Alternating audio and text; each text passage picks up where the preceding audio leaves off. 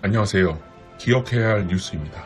2023년 1월 28일 어제 더불어민주당 이재명 대표가 대장동 특혜 의혹에 대한 조사를 받기 위해 검찰에 출석했습니다. 검찰은 과연 무슨 혐의로 이재명 대표를 소환했을까요? 검찰은 이재명 대표가 대장동 사업 과정에서 특정 민간업자와 유착돼 사업자로 인정한 다음 민간업자들에게 개발 이익을 극대화할 수 있게 특혜를 몰아주었다. 그래서 성남시가 취득할 이익을 제대로 취득하지 않은 혐의가 있다 라고 말합니다. 그러니까 이재명 대표가 일부러 김만배, 남욱, 유동규 등이 대장동을 개발할 수 있도록 업체를 선정할 때 특혜를 주었고 개발 이익도 몰아줬다. 그래서 성남시는 충분한 이익을 챙기지 못했다는 겁니다. 아니 이게 도대체 말이나 되는 소리인가요? 대장동 개발 사업은 우리가 모두 알고 있고 또 이재명 대표가 누누이 얘기한 것처럼 5,503억을 공공환수한 역대급으로 성공한 프로젝트입니다. 다른 비슷한 규모의 개발 프로젝트에서 대장동만큼 공공환수한 게 있긴 합니까? 이게 얼마나 대단한 건지는 LCT만 봐도 알죠. 부산 LCT와 성남 대장동 모두 사업 수익은 약 1조 원 정도 되는 비슷한 규모의 사업입니다.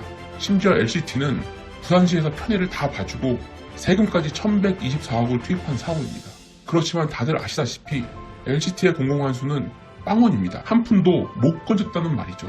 민간 개발업자들 배만 불려진 LCT는 아무 잘못도 아닌데 무려 5,503억의 기부 체납까지 받아낸 대장동은 범죄라고요? 정말 검찰이 아무리 윤석열 대통령 눈치를 본다지만 이건 정말 너무한 것 같습니다. 그래서 제가 과거 대장동 사업을 한번 쭉 훑어봤습니다. 이재명 대표도 28일 본인의 페이스북에 검찰 진술서 전체를 공개했는데요. 여기서도 과거 대장동의 추진 경위가 상세하게 설명되어 있습니다. 먼저 이 대장동을 공공개발이 아닌 민간개발로 결국에는 민관 공동개발로 가도록 만든 것이 누구냐? 바로 한나라당, 지금의 국민의힘, 아니 국진당입니다. 여기서 보시면 2010년 7월 기사에 LH가 대장동 개발 사업을 포기했다고 합니다. 주요 이유는 LH의 부채 때문이라고 설명하는데요. 물론 그것도 이유가 될 수 있습니다. 하지만 단지 그것뿐이었을까요? 당시 이명박 대통령은 취임 후 2009년 토지주택공사, 즉 LH 출범식 기념사에서 통합공사는 민간회사와 경쟁할 필요가 없다. 민간기업이 이익이 나지 않아 일을 안 하겠다는 분야를 LH가 보완해야 한다고 발언했습니다. 한나라당의 신영수 의원도 2009년 국정감사에서 무주택 서민의 내 집 마련과 주거환경 개선에 힘써야 할 토지주택공사가 중대형 주택시장에 눈독을 들이는 것은 모순이라고 지적한 바도 있습니다.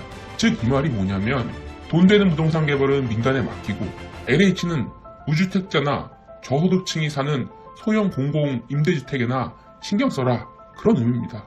이렇게 국힘당이 이 사업에 개입하면서 LH의 대장동 개발도 멈춰지게 된 것입니다. 그런데 더 의심스러운 점은 LH가 대장동 개발 사업을 포기하기 전에 한나라당 신영수 의원의 동생이 특정 시행사로부터 경쟁사인 LH공사가 사업 추진을 포기할 수 있도록 힘써달라며 1억 5천만 원이 든 쇼핑백을 받았던 사실이 있었다는 점입니다.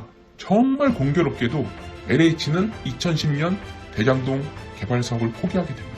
그리고 여기서 더욱 중요한 점은 이때 대장동 투기 세력들은 부산저축은행에서 부정하게 대출받은 1,800여억 원으로 대장동 일대 토지를 시세의 2배에서 3배의 가격에 집중 매입했다는 것입니다. LH가 대장동 개발 사업을 포기한 것과 대장동 투기 세력이 부산저축은행에서 대출을 받은 것을 전부 엮어서 생각할 수는 없을 것입니다. 하지만 명백한 것은 공공개발로 진행할 수 있었던 대장동 사업이 이명박 대통령과 국진당 때문에 멈춰지게 되었고 바로 그 틈에 대장동 투기 세력은 부당하게 받은 대출로 땅을 매입하고 이후 부산저축은행 불법 대출 관련한 수사에서도 법조계의 인맥이 있는 김만배 등을 통해 미꾸라지처럼 빠져나갔다는 점입니다. 심지어 이재명 대표가 제5기 성남시장으로 당선된 후 대장동을 공공사업으로 추진하려고 했지만 이 역시도 지금의 국진당에 의해 지방채 발행이 막히면서 어쩔 수 없이 민관 공동개발로 진행하게 된 것입니다.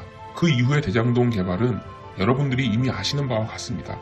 이러한 악조건 속에서 출발한 개발 사업이었지만 이재명 당시 성남시장은 무려 4,583억 원의 공공환수를 확정했고 이후에 터널공사, 배수지, 진입도로 건설 등 920억 원의 기부 취납을 받아 총 5,503억의 공공환수를 하게 된 것입니다. 비슷한 시기 진행된 LCT는 혈세 1,000여억 원을 쓰고도 단 한 푼도 환수하지 못했는데 말입니다. 대장동 사업이 시작된 경위만 봐도 누가 몸통이고 누가 범인인지 너무나 뚜렷합니다. 대장동의 공공개발을 막은 국진당, 그 틈을 타 부정한 대출을 받은 대장동 투기 세력과 이를 수사하지 않은 법조 카르텔, 바로 이 두 기득권 세력이 몸통이고 범인입니다. 오죽하면 곽상도 국진당 전 국회의원과 박영수 특검, 김수남 검찰총장 등 국진당 의원과 법조인이 정영학 녹취록 속 50억 클럽에 언급되겠습니까? 윤석열 대통령도 부산저축은행 부실수사라는 측면에서 대장동 게이트의 책임을 회피하지 못할 것입니다. 국민을 위해 일한 이재명 대표를 범죄자로 몰고 정말 권력이 있으면 무죄고 권력이 없으면 유죄인 유권 무죄, 무권 유죄인 세상이 윤석열 대통령이 그토록 부르짖는 공정과 상식인가요? 과거 대장동 개발 사업의 추진 경위를 찾아보면서 저는 더더욱 확신을 갖게 됐습니다. 이재명 당대표는 무죄입니다. 아니, 무죄를 넘어서 이것은 이재명 대표가 그토록 말하던 국민의 머슴으로서 그가 해낸 훌륭한 업적입니다. 그리고 국힘당은 책임져야 하고 무고한 사람을 끼워 맞추기식으로 수사하고 엄포로 압박하는 검찰은 반드시 개혁의 대상이 되어야 합니다. 이상으로 기억해야 할 뉴스였습니다. 감사합니다.